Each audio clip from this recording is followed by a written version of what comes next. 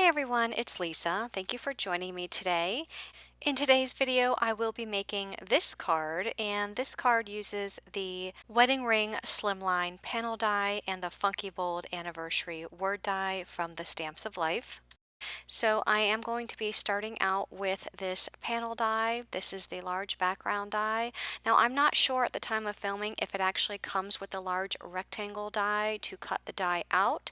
If it doesn't, then you will need the Slimline card die set or any other panel die that might have that large background. So those are the dies up close. I am also going to be bringing in some powdered sugar cardstock and some of the cloud cardstock. I'm going to start out by adding some double-sided adhesive tape to the back of the powdered sugar cardstock, and I'm going to die cut this using the background die. So I'm just going to trim off some of the excess adhesive that extends beyond the edge of that cardstock, and then I'm going to layer up these two dies. So you need the large rectangle die in order to cut this background out of the paper.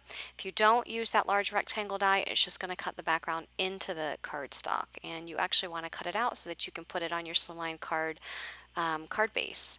So I went ahead and ran that through the die cut machine, and then I'm going to take the cloud cardstock and using the large rectangle die, just die cut that to give me a background to adhere that wedding ring slimline panel onto.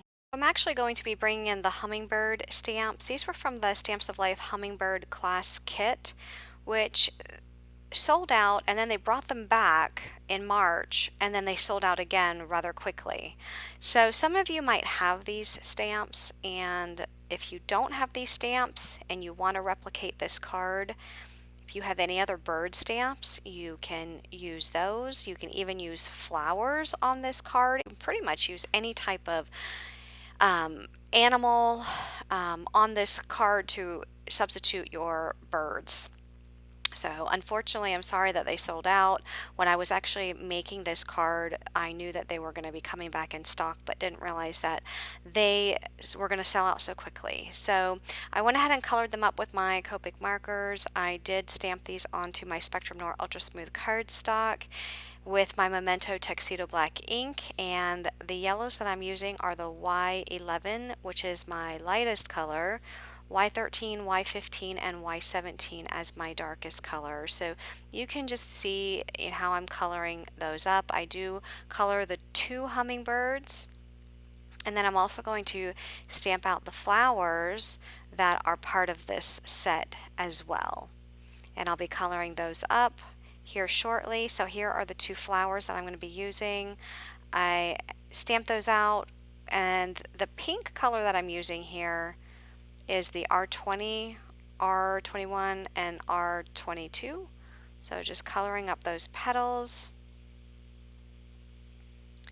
I do color the darkest color in towards the middle and make sure that the lightest color is towards the ends of those petals. And I am coloring the yellow on the inside. Now I just want you to notice with the yellow, I do color it up with the yellow markers and then come in with my E47 and just put some dots in there just to add some texture. The second flower is going to have some blues, so starting the middle with the darkest color, which is my BG57, and then extending from there with BG53, and then all the way out to the ends with the B00. And I add the yellow and then the brown dots to the middle just for some texture.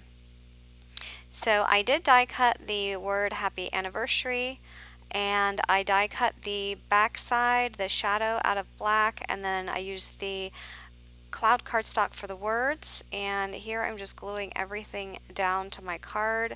I actually brought in another flower. I ended up doing 3 flowers, so I brought in another pink flower, and I just made sure I positioned everything where I wanted it before I actually started gluing everything down. My card base is also cut out of some cloud cardstock. So the card base is 8.5 by 3.5. You can also use your Slimline card die set to cut that out if you happen to have that in your stash. If you don't have a Slimline card die set, you can just take an 8.5 by 11 sheet of paper, cut it down to 8.5 by 7, score it at 3.5 inches. So there's my final card. If you like this video, go ahead and give me a like, and be sure to subscribe for more card making tutorials. Have a great day, and thanks for watching. Bye-bye.